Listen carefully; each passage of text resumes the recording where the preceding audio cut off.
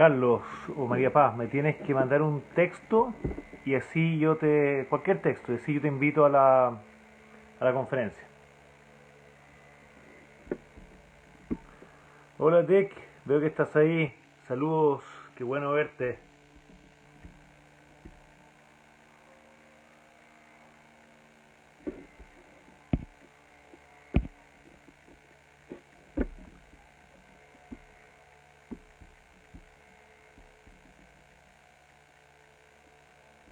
Eh,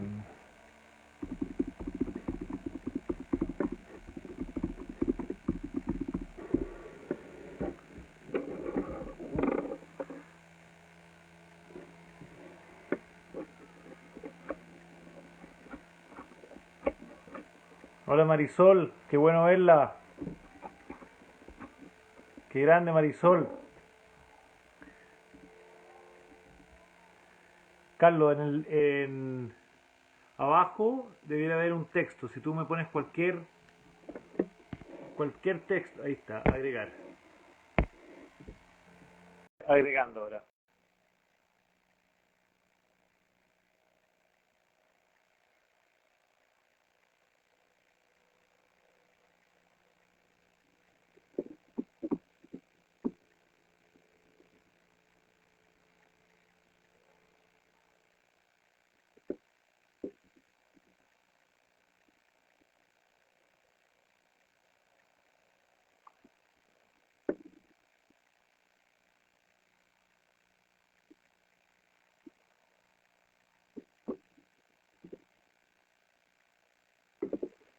Invité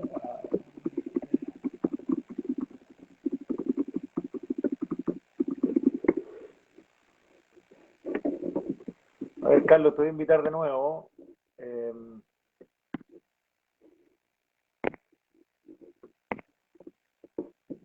te estoy invitando, Carlos. Tienes que aceptar mi invitación.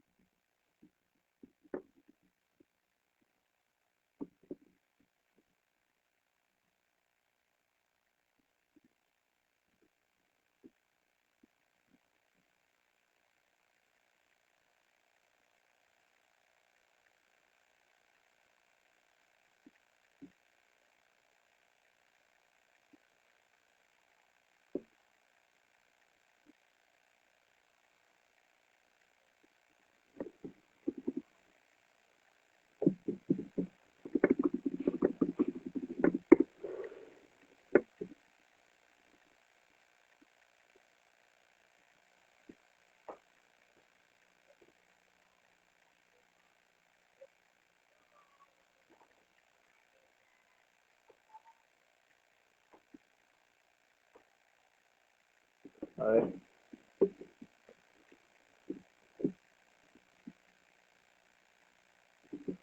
Ok.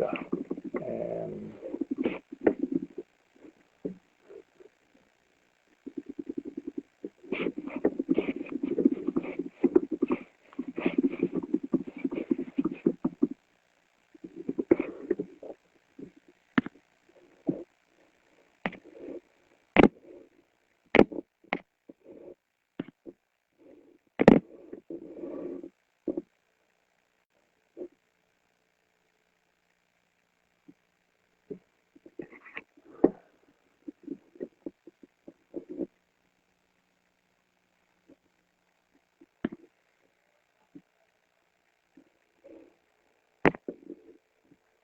ahí sí. Ahí creo que va a resultar.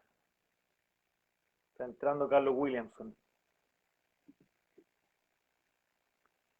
Agradezco a la Ann, a Pilar, que se está sumando también.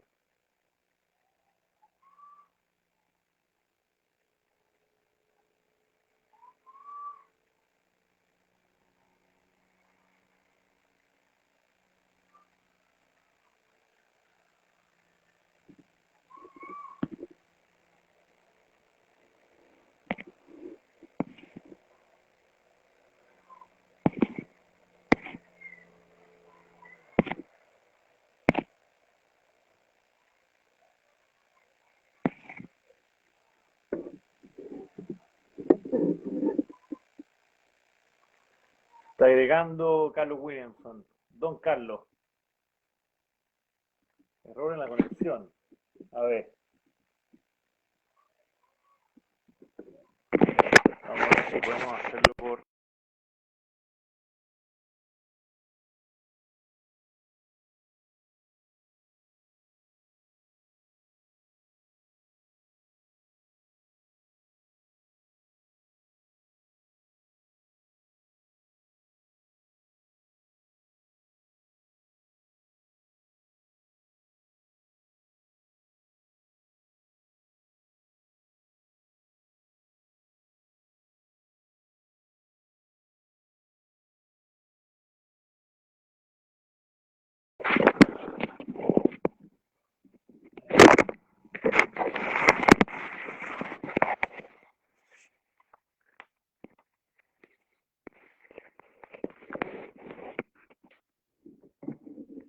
Estamos tratando de agregar a Carlos. Está fallando la conexión, parece, pero... Ahí está Carlos.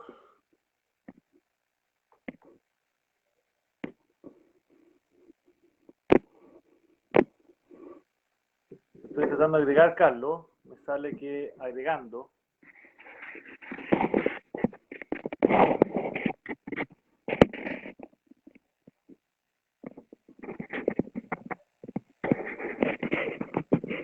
Hola Loreto.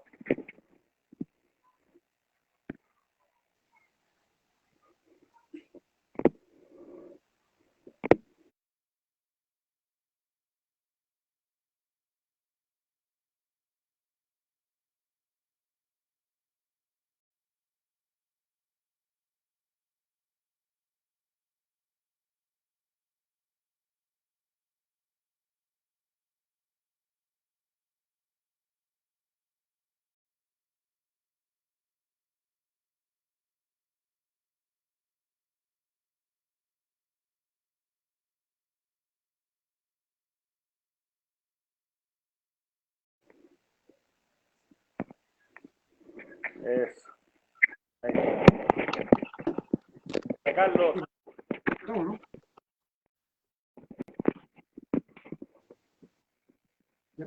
Se ve muy bien, Carlos. ¿Me ves tú a mí? Eso. Ya, sí, yo te veo la mitad de la cara, pero te veo. Te veo parte de la cara. Carlos, vamos a partir. Ya, ya. Gracias. ¿Me escuchas bien tú a mí? Muchas, ¿Ah? muchas gracias por ¿Tú me acceder a escuchas, esta Tomás, o no? invitación.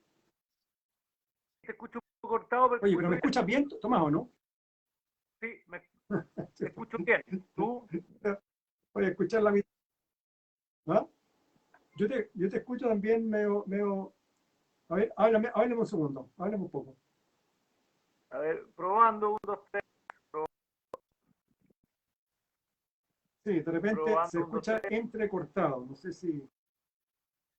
Ahí sí, no sé. Ya, yo probando, 1, 2, 3. ¿Me escuchas? Sí, te escucho muy bien. Si, si se escucha, Ya, voy a ver si me cambio. Parece que...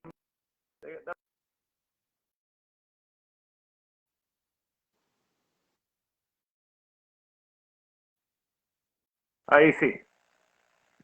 ahí sí, Carlos, ¿me escucha mejor ahí? ahí sí, te escucho mejor. Bien, Ahí bien. sí, ahí te escucho. Bueno, vamos a partir a la hora y yo quiero primero contarle eh, a la gente que nos está acompañando hoy día que cómo Ahí conocí a sí. Carlos. Carlos es papá de Valentina y Valentina fue profesora de Enseña Chile el año 2013. Y desde ahí que hemos venido conversando varios temas con Carlos.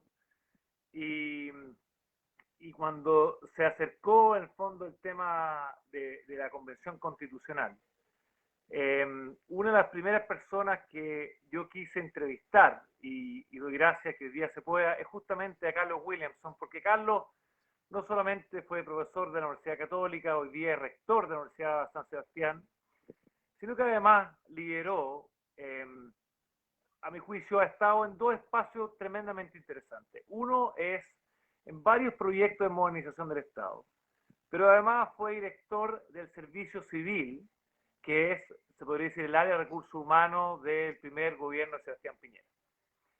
¿Y por qué te invité, Carlos? Para que la gente entienda, es porque la Constitución tiene básicamente dos partes. La primera parte tiene que ver con cuáles son los derechos de los gobernados, se podría decir. Y hoy día está muy en boga eso, muy latente, cuáles son esos derechos que queremos que estén ahí para todos chilenos y chilenas. Pero yo echo de menos quizá la segunda parte de la Constitución, que creo que es muy relevante para que todo lo que planeamos en el fondo o escribamos se lleve a cabo finalmente. No queremos que la Constitución sea una lista al viejito pascuero donde tenemos muchos deseos y al final nada se cumple. Y para eso es importante hacerse la pregunta de la distribución del poder, ¿verdad? Cómo el Estado distribuye el poder, cuáles son sus instituciones. Y aquí, para los que nos vienen escuchando, tres preguntas fundamentales en este proceso. ¿Cuál es la estructura? ¿Cuáles son los incentivos? ¿Cuál es la flexibilidad que tiene el Estado para responder a una sociedad que cambia rápidamente, que tiene distintas necesidades? Y yo lo veo desde mi rol en el CNE Chile, que es difícil hacer cambio en una organización de 70 personas.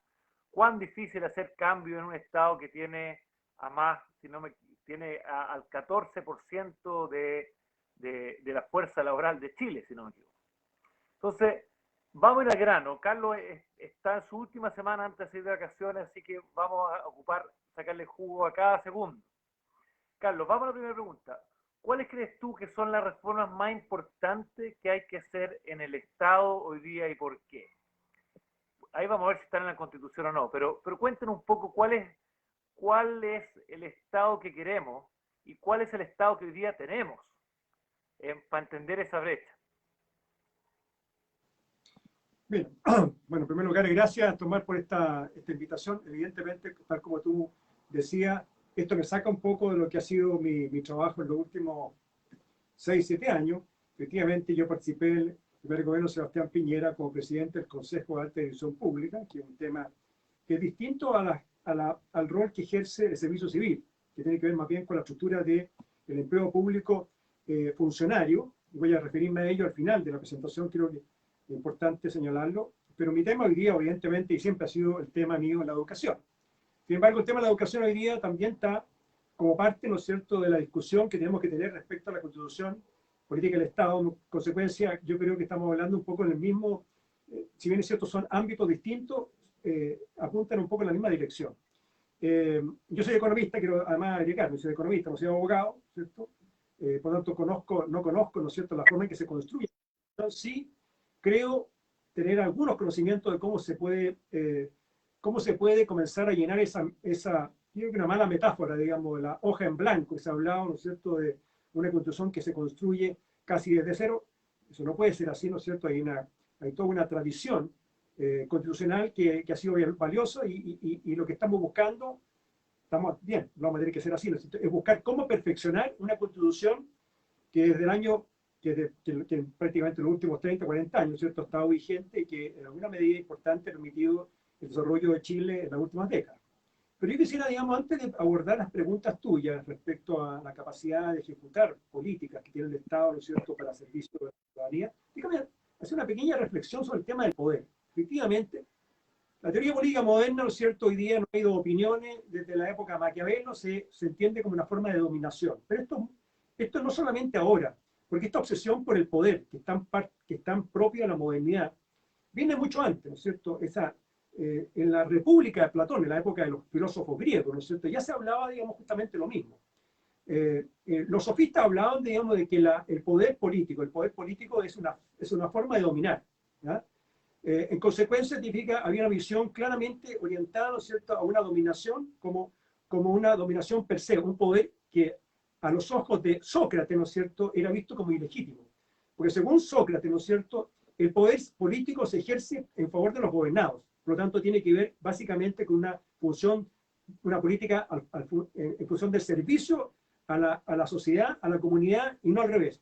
Hoy día la discusión del Estado chileno, me vuelvo, digamos, cuando asumí en el año 2010, ¿no es cierto?, la discusión que había en ese momento, ¿no es cierto?, cuando llegó Sebastián Piñera al gobierno, fue justamente cómo hacer el Estado más eficaz, más eficiente, más efectivo. Entonces yo entré un poco en esa discusión, digamos, cómo hacerlo. Sebastián Piñera decía algo que seguramente, digamos, era una especie como de muletilla que se repetía mucho, ¿no es cierto? El Estado chileno creado en el siglo XVIII, ya mejorado en alguna medida el siglo XIX, digamos, parchado el siglo XX, y el año 2020, y el siglo XXI no sirve, ¿no es cierto?, para los fines que estamos buscando, una sociedad moderna bastante más empoderada, ¿no es cierto? De modo que un tema importante, digamos, entonces, es en esta distribución del poder, ¿ya? Que emana, ¿no es cierto?, también, y que tiene yo diría, en la época moderna, tiene un gran referente, ¿no es cierto?, que es el famoso Leviatán de Hobbes. Él dice, las sociedades necesitan un contrato social para ponerse de acuerdo y entregarle el poder a una entidad, que en este caso es el Estado, para cuidarlo. ¿Por qué? Porque tienen temor. ¿Ah? El hombre es un lobo para el hombre, decía Thomas Hobbes, ¿no es cierto? Y planteaba, por lo tanto, que la vida del hombre en estado de naturaleza, o sea, sin un contrato social, sería solitaria, pobre, terrible, brutal y corta. Por lo tanto, había que necesariamente que existiera un poder, ¿no es cierto?, que se dirigía en el Estado, ¿no es cierto?, el Leviatán moderno, justamente para producir esa condición para poder, en el fondo, proteger al hombre, ¿no es cierto?, y a la mujer en un estado de naturaleza, en ese concepto. Después viene también una concepción que finalmente es la que hoy día yo creo que los recoge un poco y que está en el centro, yo creo, de la discusión hoy día respecto a la Constitución, qué tipo de Constitución vamos a construir. Déjame irme ahí un poco a la visión. Yo soy un liberal, ¿no es cierto? Soy un liberal, ¿no es cierto?, en materia de política económica, de economía. Soy liberal, digamos, en muchos aspectos, digamos, de la vida humana. Y soy conservador, digamos, en ciertos principios que yo creo que son básicos, principios éticos que son básicos para la convivencia. Karl Popper, ¿no es cierto?, en La sociedad abierta y sus enemigos, hablaba justamente de que estaba en juego, ¿no es cierto?, en la modernidad, estaba en juego la visión liberal del mundo, ¿no es cierto?, que de alguna forma era una concepción que reconocía la diversidad y la libertad de las personas, y una concepción conservadora, colectivista y tribal, ¿ya?, que en el fondo suprimía inhibía, y tenía, digamos, de alguna forma una suerte como de restricción, digamos, colectivista y tribal, digamos, a la libertad. Y esos son los mundos, digamos, que en el fondo van a estar presentes probablemente en esta discusión que vamos a tener de cara al proceso constituyente, digamos, cuál es el tipo de sociedad que queremos construir, una sociedad libre, ¿no es cierto?, que dignifica a las personas, o una sociedad, digamos, donde el Estado se transforma finalmente, coacciona, no solamente desde el punto de vista de la seguridad, que tiene que el monopolio hacerlo, sino que fundamentalmente respecto, digamos, a entregarle todos los bienes que la sociedad necesita, ¿no es cierto?, y ahogando la iniciativa privada y reduciendo, ¿no es cierto?, las posibilidades de desarrollo de las personas. Probablemente ese es el tipo de discusión que nosotros vamos a entrar dentro de poco, digamos, y que obviamente personas como tú seguramente van a tener un rol importante en esa discusión. Entonces, ¿cuál es el tipo de sociedad que queremos nosotros construir en esta carta de navegación, que finalmente va a ser la carta fundamental, ¿cierto?, la nueva constitución? ¿Cuál es el tipo de sociedad que nosotros vamos a construir? ¿Qué espacio vamos a dejar, ¿no es cierto?, a la sociedad civil para que pueda desarrollarse, ¿no es cierto?, una sociedad civil que claramente hoy día está empoderada. Yo soy economista. Habitualmente, hace muchas décadas, ¿no es cierto?, los economistas siempre analizaban el tema del poder político en términos de Estado y mercado, ¿cierto? ¿Cuántos espacios para el Estado? ¿Cuánto espacio para el mercado? Pero hoy día, claramente, hay un trinomio. Está el Estado, ¿no es cierto?, está el sector privado, ¿no es cierto?, la economía del mercado, ¿no es cierto?, el Estado, el mercado, pero también al mismo tiempo la sociedad civil. ¿Qué espacios tiene, por lo tanto, la sociedad civil de poder desarrollarse, de poder crecer y poder tener, por tanto, un rol importante dentro del marco, digamos, de una sociedad, digamos, que respeta la libertad de las personas, pero que también una sociedad que busca entregar, ¿no es cierto?, una sociedad que busca entregar los bienes para las personas, digamos, especialmente aquellos que son necesarios para dignificar al ser humano, y eso tiene que ver con la pobreza y tiene que ver con la desigualdad, que yo creo que son todos temas que probablemente van a saltar con mucha fuerza en esta discusión Tomar ahí un de esta carta. punto muy importante que dijiste, que es, claro, ya no es binario esto, mercado-estado, sino que queremos un mercado, un estado y un tercer sector, la sociedad civil fuerte al servicio de las personas. Quiero tomar ese punto porque me parece muy bueno y no necesariamente algo que escuchamos. Escuchamos una discusión binaria y trinchera y creo que es mucho más amplio que eso. Perdona, no te quiero interrumpir. Sigue Carlos. Ahora, Me tú interesa. mencionaste, digamos, déjame antes de volver al tema del poder y el rol, y cuáles son las reformas necesarias para que tengamos un Estado que efectivamente esté al servicio de las personas, un Estado moderno al servicio de las personas. Tú hablaste del tema de los derechos. Yo quiero hacer una pequeña digresión que tiene que ver un poco con la Constitución. Yo creo que los constituyentes hoy día tienen que partir de la base, ¿no es cierto?, y tener conciencia de qué aspectos de la Constitución vigente hay que rescatar, más que rescatar, mantener, ¿no es cierto? Y que tiene que ver con el tema de los derechos sociales. Los derechos sociales, obviamente hoy día hay ciertos derechos que tienen que de alguna forma el Estado tiene que proveerlos dentro de los límites propios, digamos, de un Estado que tiene restricciones fiscales, digamos, de financiamiento. Yo no creo en una constitución maximalista donde todo queda escrito, ¿ya?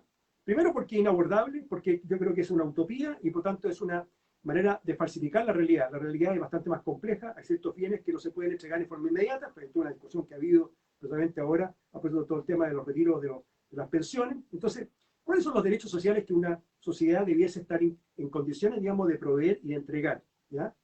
Hoy día tenemos una constitución que de hecho habla de derechos sociales, derecho al medio ambiente, derecho a la salud, derecho a la educación, ¿te fijas? Pero no especifica de qué modo se entregan esos derechos.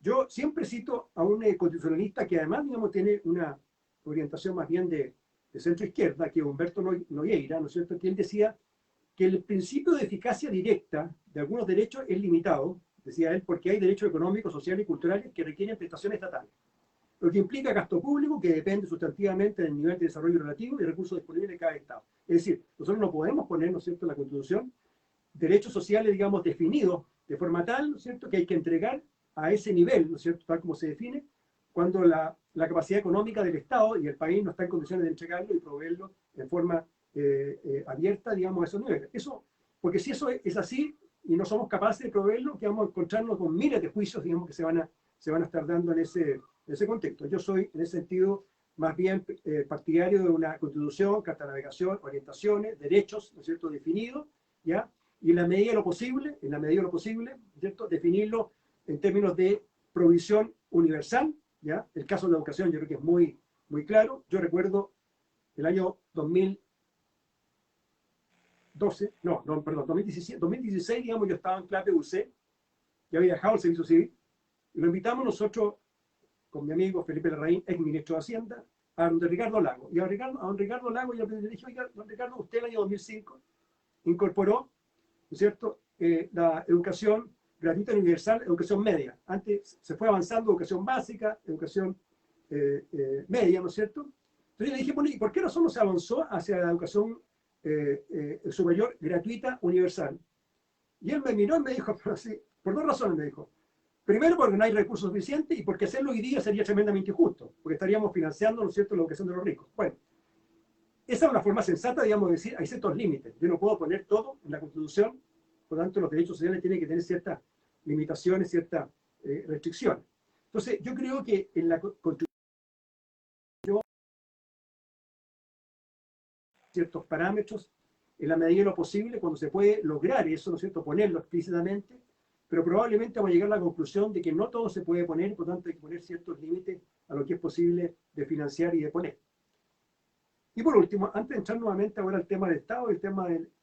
Yo soy economista, me es muy importante mencionar algo que yo creo importante tenerlo presente, que es el tema de los derechos económicos, ¿ya? Hoy día tenemos una constitución que define ciertas estructuras básicas de ordenamiento económico, que fija parámetros, el Estado no puede asumir en forma empresa, ¿no es cierto? No puede asumir un Estado empresario, salvo, digamos, que una ley de quórum calificado le permita hacer.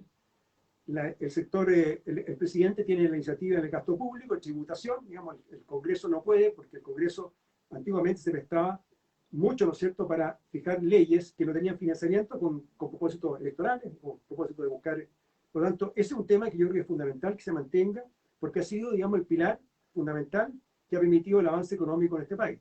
Y a eso le agrego, ¿no es cierto?, la ley constitucional, la ley orgánica constitucional del Banco Central, que ha sido un elemento central para mantener limitada, ¿no es cierto?, la inflación, que termina siendo un flagelo que afecta fundamentalmente a la gente más pobre. De modo que son principios, a mi juicio, que tienen que estar muy bien Sí, yo estoy de acuerdo con eso, definidos. Carlos. Ahora, y por último, dos cosas que yo creo que son importantes. Yo creo que aquí, cuando me preguntan a mí como economista, ¿ya?, qué principios o qué derechos o qué principios fundamentales debiesen estar presentes, por lo menos mencionados dentro de la Constitución. La Constitución actual, digamos, la Constitución pro libre empresa, ¿no es cierto?, me parece muy bien, pro libre mercado, ¿no es cierto?, pro libre emprendimiento, pro capacidad empresarial, ¿no es cierto?, porque esos son los motores de la economía, ¿no? Por lo tanto, incentivo económico, libre empresa, libertad de emprendimiento, para que entonces los países puedan avanzar a través de incentivos, podemos crecer a través del crecimiento económico, también de generar bienestar. Pero fíjate que en la Constitución actual, para que funcione un sistema económico de mercado es necesario que haya competencia. En la Constitución actual nunca se habla, digamos, no se dice nada respecto al tema de los monopolios, la concentración del poder monopólico. Y eso yo creo que es una omisión, ¿ya? Tal vez hace 40 años atrás no se pensaba que fuera, a ver, no se tenía tan estudiado el tema de la concentración del poder económico, y hoy día sí que se sabe que la concentración del poder económico puede tener, ¿no es cierto?, consecuencias que sean nocivas para el funcionamiento de la economía. De modo que hay aspectos de la Constitución que debiesen ser recogidos y que no están recogidos en la actual Constitución, y creo que son importantes de tenerlos presentes. Bien, habiendo esta lectura, digamos, volvamos un poco a la pregunta y al Estado chileno. Yo creo que hay dos aspectos, a mi juicio, que son centrales cuando uno habla de un poder político, ¿no es cierto?, que distribuye el poder, ¿no es cierto?, los distintos espacios, ¿ya?, que le entrega atribución a la sociedad civil. Digamos, yo soy firme, pero firme partidario de mantener el principio de subsidiariedad. La única forma en que se encarna estas limitaciones al poder del Estado es que tú digas cuando la sociedad civil es capaz, los cuerpos intermedios son capaces de proveer ciertos bienes, el Estado no tiene que intervenir. Y cuando no es capaz de proveerlo, el Estado interviene. Esta discusión, digamos, si la subsidiariedad debe significar subsidiariedad con apellido, me da lo mismo. Lo importante es que ese principio tiene que estar presente, porque eso pone límites justamente para que el Estado no coaccione más allá de lo que se le pide, que es obviamente la seguridad, la fuerza pública, ¿ya? La protección, digamos, de la libre competencia, las regulaciones que son necesarias, pero que no invadan, ¿no es cierto?, actividades que el Estado, el sector privado puede proveer y que son fundamentales. Bueno, en ese contexto, yo creo que, a mi juicio, si no queremos tener nosotros un Estado que sea eficaz, eficiente, que efectivamente esté al servicio de las personas y al servicio de la sociedad, aquí, a mi juicio, que hay dos elementos que son centrales en este contexto. El primero, el último, voy a dejar justamente el tema de la reforma del Estado, que tiene que ver con el empleo público y con los recursos humanos. Pero el primero, que yo creo que es importante, que no hemos olvidado, ¿no es cierto?, el Estado tiene que tener algún mecanismo para poder supervisar lo que son las políticas públicas. Hoy día tenemos infinitas políticas públicas que no tienen ningún impacto social. Hoy día está demostrado. El mecanismo que tenemos nosotros de evaluación de proyectos, donde el proyecto lo evalúa, ¿no es cierto?, el Ministerio de Desarrollo Social. Hoy día el 70% del gasto es gasto social, por lo tanto estamos hablando de proyectos sociales, ¿ya? La IPRES, si me equivoco también, ¿verdad? La IPRES, el Ministerio de Hacienda, también tiene algún rol evaluativo. Sí, pero el Ministerio, el IPRES evalúa ex post. Evalúa ex post, ¿no es cierto? Perfecto. O sea, en la época, si hay algo bueno, ¿no es cierto?, que se hizo en la época del régimen militar y que lo asumía Odeplan y que tenía, digamos, el liderazgo de un gran servidor público que fue Miguel Kast, ¿no es cierto?, era precisamente Odeplan que evaluaba previamente lo que era la rentabilidad social de los proyectos de inversión pública y posteriormente, ¿no es cierto?, se evaluaba ex post. Bueno, la primera parte, que es la evaluación ex ante, desapareció. Y tenemos hoy día miles de iniciativas de gastos sociales que no son evaluados ex ante Y cuando son evaluados ex post de un subconjunto, porque DIPRES lo que hace es tomar un subconjunto, digamos que un 5%, 7%, 10%, ¿ya? El 90% restante, y los programas evaluados, si tú ves el año siguiente, los programas que han sido mal evaluados, si se mantienen, se mantienen. O sea, estamos aquí haciéndolo trampa en solitario.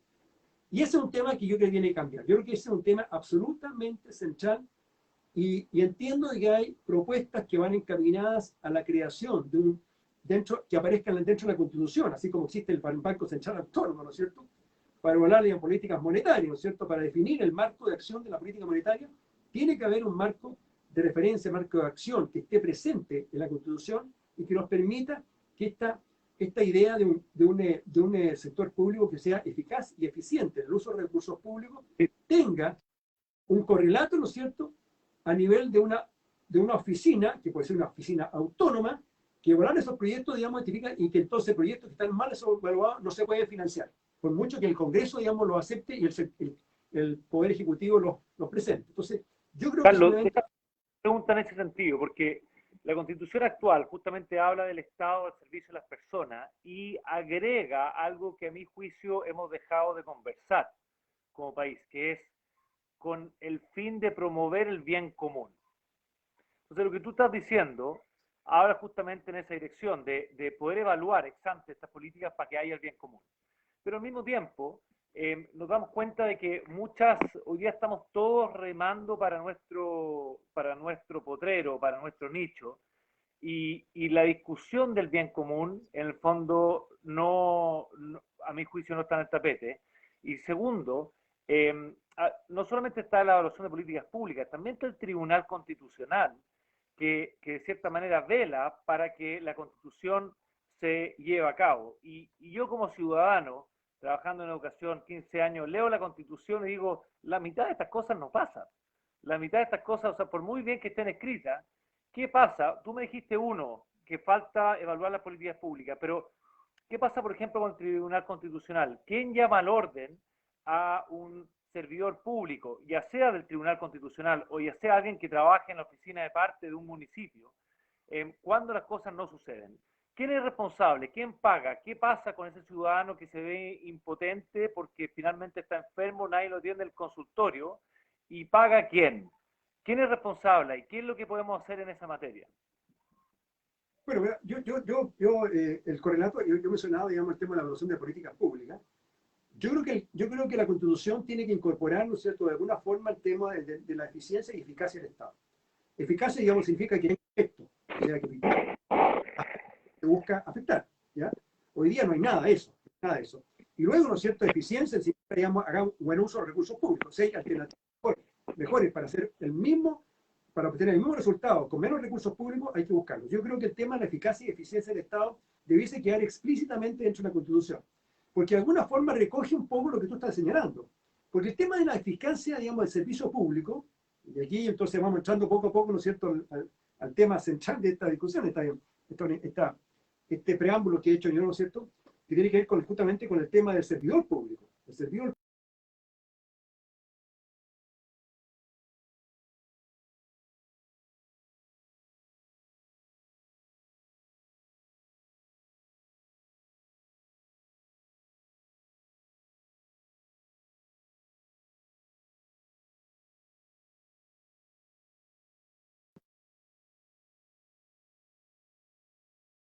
público, ¿cierto?, de, de qué es una responsabilidad, ¿ya?, responsabilidad del Estado que tiene la educación, la eficiencia del uso de recursos y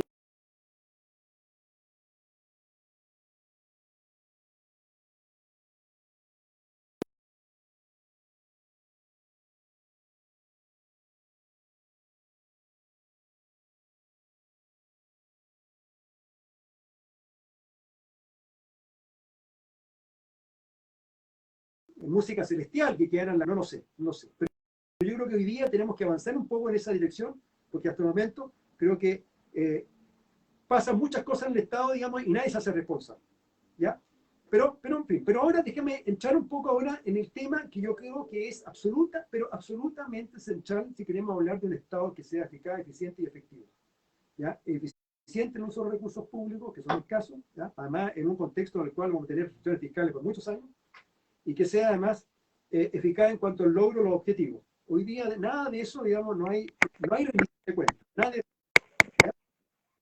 eso, para eso, es fundamental que uno tenga, ¿no es cierto?, servidores públicos que tengan la capacidad, las competencias, los méritos, los deseos, la voluntad, ¿no es cierto?, la voluntad política de llevar a cabo las políticas públicas, ¿no es cierto?, y preocuparse, digamos, de servir a las personas. Y eso no ocurre en nuestro sector público, porque nuestro sector público tiene un recurso humano que está desgastado, que tiene poco incentivo, digamos, en muchos casos, que no tiene los méritos para poder ejercer, digamos, su función pública y donde no hay tiraje a la chimenea, por lo tanto nadie sale, ¿ya? Entonces aquí entramos un poco en lo que es lo que yo más conozco, ¿no es cierto? ¿Ya? Claro. Que es un poco el tema que me toca a mí liderar, digamos, entre 2010 y 2014. Tenemos nosotros que avanzar a una meritocracia verdadera, a profesionales que sean idóneos, y si no cumplen con su función, digamos, tienen que salir, tienen que movilizarse, ¿no es cierto? Hay dos ámbitos que yo creo que son fundamentales. Primero, digamos, el ámbito directivo, que tiene que ver con lo que ha hecho la alta dirección pública. Yo creo que, si yo miro para atrás, digamos, los últimos 30 años, creo que si estamos hablando de una reforma del Estado, una reforma fundamental del Estado, es cierto que hemos avanzado en materia de probidad, digamos, por algunas leyes, ¿no es cierto?, algunas transformaciones que sean importantes, pero no cabe ninguna duda, digamos, que hoy día, tal vez, lo más importante que hemos logrado tener, digamos, es una meritocracia incorporada dentro de los cargos públicos del gobierno central. Ojo, yo hablo del gobierno central. Y voy a hablar del gobierno central porque no quiero, a ver, por ahora, ¿no es cierto?, no quiero meterme, digamos, en lo que es el gobierno centralizado, gobiernos regionales y gobierno de la municipalidad, donde hay otro problema que todavía... Para la próxima semana, Carlos. La próxima Yo semana. concentrarme en el gobierno central, ¿ya? Entonces, déjame decirte algunas cifras que son importantes, digamos, de consignar. Tú decías que nosotros tenemos un 14% más o menos de la fuerza laboral, son más o menos el personal público general, ¿no es cierto?, centralizado, descentralizado, es más o menos, digamos, alrededor de 1.100.000 personas, ¿no?, que efectivamente corresponde a lo que dices tú, un 14%. ¿no? De eso, déjame desmenuzarlo, más o menos hay como 1.000 cargos que corresponden a los directivos públicos, que son los cargos de primer nivel jerárquico, que son los directores, los jefes de servicio, primer nivel jerárquico, y los directores de servicios que están básicamente debajo, digamos, del jefe de servicio, que son directores regionales, digamos, más o menos llegamos a los 1.000 cargos que hoy día se concursan a través de la alta dirección pública. Hay meritocracia. Curiosamente, una reforma que fue llevada a cabo, ¿no es cierto?, con el apoyo unánime de todos los partidos políticos, de todo el espectro político, ha logrado mantenerse, y a pesar de que el Consejo de Alta Dirección Pública está integrado por personas que pertenecen a distintas visiones políticas, se ha mantenido intacto, ¿no es cierto?, la idea de que para llegar al servicio público tú tienes que tener profesionales que sean capacitados. Evidentemente que cada uno tiene su visión política, pero lo importante, digamos, es que se logró incorporar dentro de la selección de directivos públicos el mérito, cosa que nunca había estado presente y que explicaba muchas veces, digamos, que estos 1.000 cargos se entregaran como botín electoral para distribuir, ¿no es cierto?, pagos por razones electorales, ¿ya? No se ha eliminado completamente la influencia política, pero cabe ninguna duda, ¿no?, de que cuando uno mira, ¿no es cierto?, lo que ha sido la evolución de este servicio desde el año de la creación de la alta dirección pública, el año 2003 a la fecha, esto ha sido claramente una inyección, digamos, de meritocracia dentro del sector público, ha sido muy importante. Pero esa es una condición necesaria, pero absolutamente muy insuficiente. Entonces, cuando uno se va hacia abajo, ¿no es cierto?, tenemos lo que es el empleo público del gobierno central. Cuando yo entré el año 2010, el empleo público del gobierno central era más o menos 300.000 personas. Hoy día son 600.000 personas, el doble. Se ha aumentado la calidad de la asistencia o el servicio público, para nada. Esto es algo, digamos, que crece. Y ojo, el crecimiento ha sido así en el primer gobierno de Piñera, en el segundo gobierno de la Bachelet, en el segundo gobierno, o sea, sigue creciendo. el servicio público no mejora en calidad, ni tampoco mejora en eficiencia, ni eficacia, digamos, y sigue creciendo. Primer elemento, Carlos, yo creo que deja ahí aportar un dato que me parece muy interesante y me ha motivado en este proceso, que es con impuestos, un país desarrollado baja 2 puntos porcentuales la desigualdad. La desigualdad medida en el fondo como ingreso. Pero lo que yo entiendo es que en Chile, después de impuestos, la desigualdad solamente se baja en 0,6%. O sea, estamos hablando de un tercio. Entonces, ahí es donde estamos un poco en zapatos, medio en zapatos chinos, digo yo, porque por un lado sí se necesitan más recursos, pero se necesitan por sobre todo recursos bien gastados.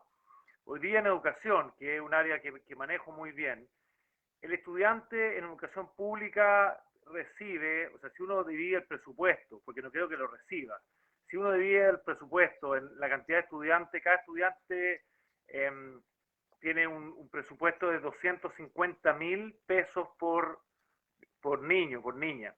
Entonces, ¿cómo podemos en el fondo asegurarnos de que ese crecimiento venga acompañado con efectividad? Con esa, tú dijiste 3 palabras importantes: efectividad y responsabilidad. Yo me comprometí contigo hasta las 5:15, a las 6:15 por temas de trabajo, pero cuéntanos, no quiero usar de tu tiempo, cuéntanos qué se puede hacer.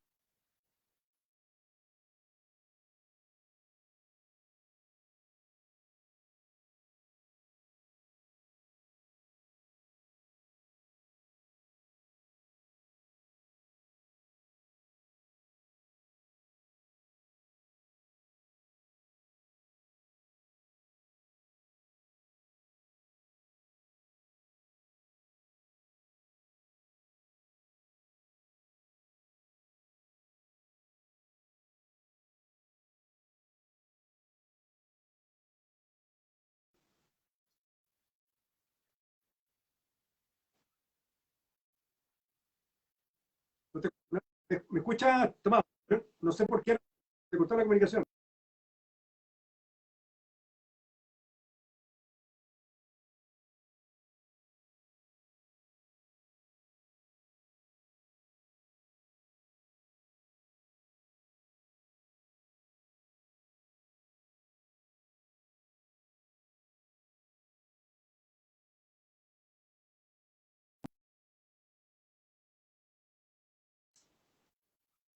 Ahí sí, ahí sí.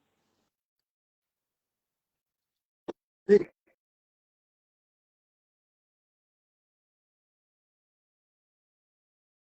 No, el tema que planteaste, que en realidad es muy importante, déjame enfatizarlo, porque yo creo que tiene que ver un poco con lo que estamos hablando, ¿ya? El tema de la eficiencia y la eficacia, que yo creo que son dos, y tiene que ver con la responsabilidad, ¿ya? Que el tema, digamos, tipifica cuando uno distribuye, cuando uno incorpora el gasto social de las transferencias, ¿ya? El coeficiente de Gini, ¿no es cierto? Antes de transferencia, el coeficiente de Gini nuestro, ¿no es cierto?, muy parecido a los países nórdicos, muy parecido, digamos, a Europa, ¿ya? Con la diferencia, digamos, de impuesto y transferencia, digamos, el coeficiente de Gini, digamos, de esos países se hace tremendamente más, eh, o sea, apunta, se reduce, lo cual significa que aumenta la igualdad, ¿no es cierto? Y en el caso nuestro prácticamente no cambia. Por lo tanto, aquí se cobran impuestos para financiar gasto social, se distribuye ese gasto social, digamos, y no pasa nada con la desigualdad. O sea, ese es un tema, digamos, que evidentemente no puede ser así. Y muchos uno se pregunta, pero ¿cómo? ¿Por qué eso es así? Parte, yo no digo que no sea así, ¿eh? parte, parte tiene que ver, ¿no es cierto?, con la forma en que se transfieren esos recursos, parte tiene que ver con una burocracia, digamos, que consume parte de esos recursos, ¿ya? Porque al final este gigantismo que estaba hablando yo, tiene que ver básicamente con eso, con recursos públicos que se disipan y que no se transfieren, digamos, a las personas y quedan, digamos, en el camino a través de un gasto público exorbitantemente elevado, ¿ya? Con remuneraciones que además, ¿no es cierto?, están muy por encima de las remuneraciones del sector privado para cargos equivalentes. Nosotros hicimos un estudio a nivel directivo, y a nivel directivo, digamos, nosotros teníamos una situación donde el sector privado se pagaba mejor que el sector público, y eso había un problema justamente para traer gente directiva, buenos profesionales de aquí para acá, ¿ya? Pero cuando después hacías el mismo estudio a nivel de lo que era los cargos de segundo nivel jerárquico, perdón, tercer nivel jerárquico, jefe de departamento y, en fin, encontrábamos que la asimetría era total, ¿ya? 20-30% más de pagos mayores entre el sector público y el sector privado.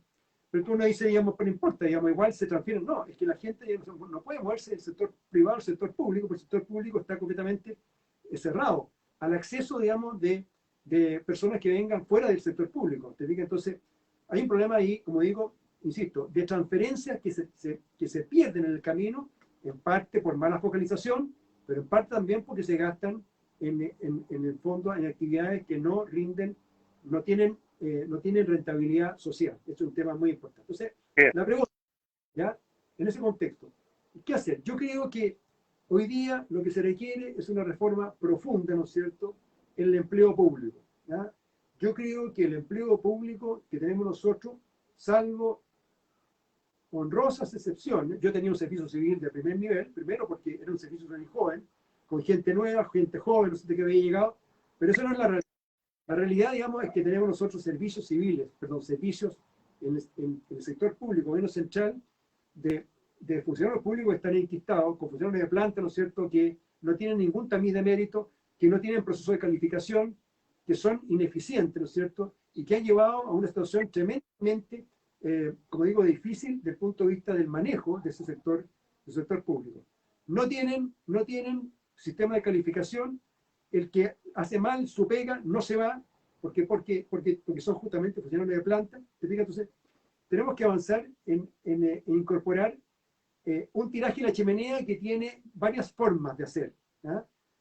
Una forma es que tú puedas abrir la concursabilidad para que uno pueda ingresar a cualquier empleo público de cualquier punto, de cualquier lugar geográfico del país, ¿ya? Hoy día es tan cerrado el sistema, para que tú lo tengas considerado. Primero, en el sector público, nadie del sector privado puede entrar, porque está cerrado el sector público. Existe lo que llama la carrera funcionaria. Si tú quisieras entrar al sector público, tendrían que entrar en la base como un auxiliar. Por lo tanto, si tú eres profesional, digamos que si yo, ingeniero, y quieres postular a un cargo, ¿no es cierto?, de jefe de finanzas o de jefe de ingeniería, ¿no es cierto?, en el Ministerio de Obras Públicas, no puede hacer. Cerrado. Primero. Segundo, también grave, yo diría casi más grave todavía. En el sector público hay remuneraciones que son completamente diferentes. Hay ministerios que para el mismo cargo ganan un 30 o 40% más. ¿Y por qué eso? Porque están cerrados, porque el estatuto define, digamos, que cuando tú creas un servicio público, estableces cargos de planta. Quien ingresa a esos cargos de planta son propietarios de ese cargo de planta, por lo tanto no los puedes despedir, ¿no es cierto?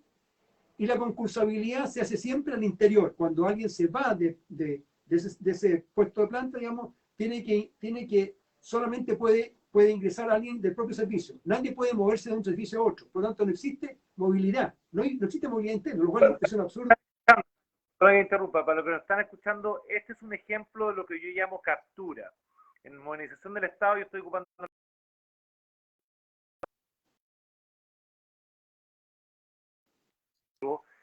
flexibilidad, pero captura. Hay mucha captura en el Estado y ahí yendo, Carlos, ¿dónde tú conoces muy bien la política pública, que es distinta a la Constitución? La gente muchas veces se confunde, quiere resolver todo con la Constitución. Y quiero ser muy claro de que eso no es así. La Constitución es una carta magna, donde se distribuye el poder, donde se establece el derecho, el norte que queremos como país, pero mucho, tú bien lo has dicho, mucho tiene que ver con política pública. ¿Qué crees tú? Si tú tuvieras una bala de plata donde pudieras tocar, bueno, un par de cosas en la Constitución actual, ¿cuál sería tu lista? ¿Cuál sería tu deseo? ¿Dónde tú reformularías, eliminarías o agregarías ciertos temas, artículos o incisos en base a este tema? Seguramente hay otros temas que te interesan, pero en base a con el fin de potenciar el servicio civil del Estado. Ya.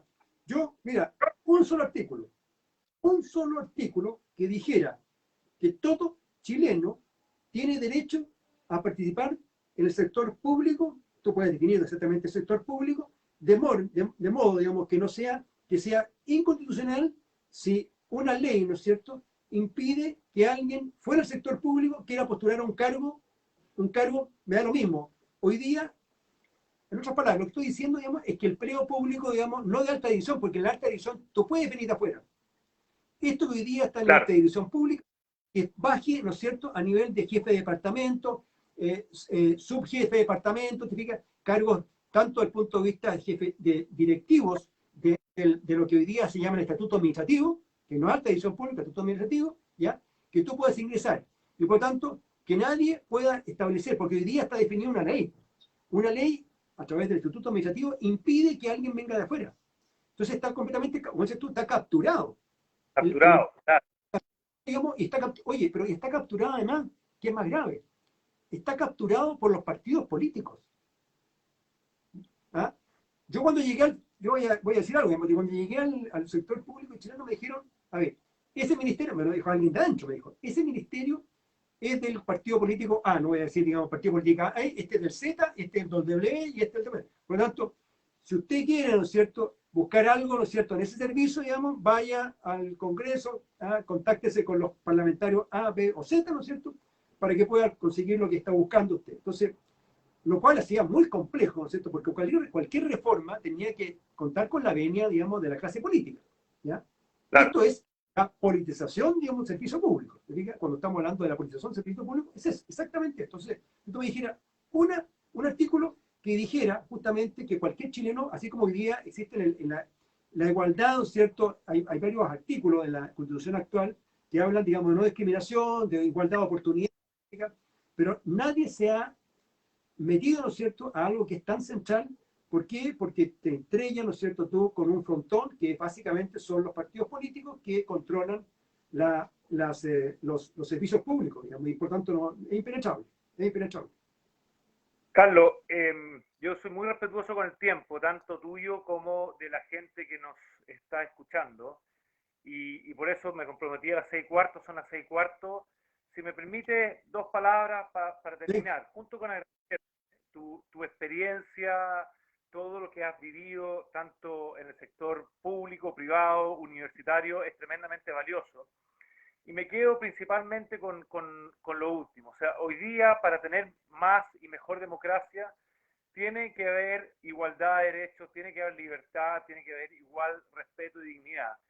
Y mientras más me meto en este tema, veo que dentro del Estado y dentro del país hay ciertas capturas de poder. No solamente a nivel de ejecutivo, legislativo y el Congreso, que yo abiertamente he dicho que el Congreso hoy día creo que de los tres poderes el que peor funciona, porque no está primando la mayoría, sino que prima algunas minorías. Y la Constitución está hecha para que gobierne la mayoría, para que se proteja la minoría, pero no para que gobierne la minoría. Y mi compromiso como candidato justamente es que haya más y mejor democracia, no solamente en los grandes poderes que antes mencioné, sino que también, y tú lo dijiste, en los partidos, en los gremios y en el Estado. Son tres áreas donde se requieren reformas para que haya más transparencia, más participación y mejor democracia. No me malentiendan, yo sí creo en los partidos, tienen que haber partidos, ojalá pocos partidos para que haya más gobernabilidad, que no sea como países vecinos que es un desorden este tema. Pero tiene que haber al mismo tiempo mejores partidos, con más democracia justamente para que no haya captura de poder, y con la Constitución mi compromiso es poner mejores estructuras, mejores incentivos, y no necesariamente dando más facultades, pero sí más flexibilidad para que el Estado pueda ser más rápido en responder a las necesidades de la ciudadanía. Carlos, perdona por ese último mensaje más propaganda, de propaganda quizás, pero es importante que la gente que nos escuche sepa cuál es mi pensamiento después de todo esto. ¿Tú quieres decir algo más también, parece, Carlos? Sí, quiero agregar, yo vuelvo un poco a las primeras frases, ¿no es cierto? Cuando tú tienes una sociedad, ¿no es cierto?, que ve la política como un poder, ve la política como un poder para dominar, ¿no es cierto?, y no para servir, llegas exactamente, digamos, lo que en alguna medida hoy día está sucediendo en nuestro país. Mira, yo no soy, en esta discusión, digamos, del poder político, cómo se distribuye, qué sé yo, el ordenamiento del gobierno, si tenemos un sistema presidencial, semipresidencial, ¿cierto?, parlamentario. Yo fíjate que mirar mi experiencia, digamos, si yo tuviese que resumir, digamos, mi experiencia, yo creo que Chile no está en condiciones de tener un sistema que no sea presidencial. Si uno mira, digamos, para mirar lo que es vuelta a democracia, del año 90 a la actualidad, hasta el año 2021, ¿no es cierto? Los gobiernos fueron, en general, ¿no es cierto?, bastante más responsables que el Parlamento. Por lo tanto, yo me inclino, ¿no es cierto?, cualquiera sea el gobierno, algunos gobiernos no fueron pero los gobiernos presidenciales, el presidencialismo en Chile siempre ha tendido a ser mucho más responsable que el parlamentarismo, que hoy día es un parlamentarismo de facto, ¿no es cierto?, que pretende gobernar. Yo creo que es la semilla, digamos, de la perdición, si nosotros vamos a un gobierno, digamos, de alguna forma compartido, ¿ya? El Congreso, con el presidente o semipresidencial, no sé, digamos, algún tipo de mecanismo, sí, de resolver conflictos, sí, pero no creo. Entonces, vuelvo a lo mismo, te fijas, yo lo que tenemos que tener, yo estoy de acuerdo contigo, tenemos que tener una verdadera democracia, ¿ya? De una democracia donde todos tengan los mismos derechos y también los deberes, digamos, de ciudadanía, de respeto, ¿ya? Y eso hoy día, digamos, lamentablemente no está ocurriendo. Entonces, hay que avanzar a una constitución que efectivamente de alguna forma recoja, digamos, este sentir ciudadano, digamos, que sea, se sienta representativo, representado por esa constitución, y que piense, ¿no es cierto?, siempre en el poder y en el Estado, digamos, al servicio de la ciudadanía y no al revés, como está sucediendo en el tiempo en Chile. Carlos, la próxima semana vamos a tener un dirigente sindical de Aysén, de Puerto Aysén, que va a hablar del regionalismo y también de los gremios. Y en 2 semanas más vamos a hablar del presidencialismo y el parlamentarismo. Entonces, seguimos en esta faceta de escuchar a gente que está en el terreno. Más que me entrevisten a mí, yo quiero entrevistar a gente que está donde las papas queman, para que la democracia no sea solamente en el papel, sino que realmente donde suceden las cosas. Carlos, te agradezco enormemente. Para los que no nos escucharon al principio, a Carlos lo conozco del 2013 por un trabajo en común que hicimos, más que un trabajo en común, una hija de Carlos fue profesora de Enseña Chile, y desde ahí en el fondo hemos tenido esta amistad. Así que agradezco enormemente, Carlos.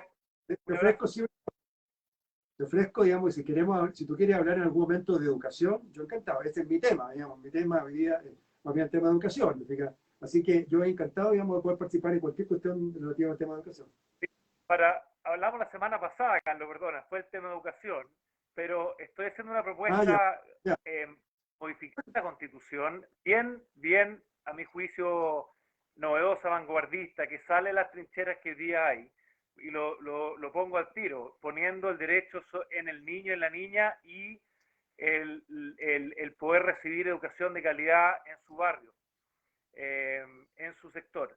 Y ahí estamos viendo cómo plantearlo. Así que eso espero que venga pronto. Sin duda te voy a hacer llegar el borrador antes, Carlos, para recibir tu opinión. Perfecto. Muy bien, pues. Listo. Un abrazo grande. Muchas gracias. Escucharon. Gracias, Tomás. Que te vaya muy bien y cuídate. No, gracias.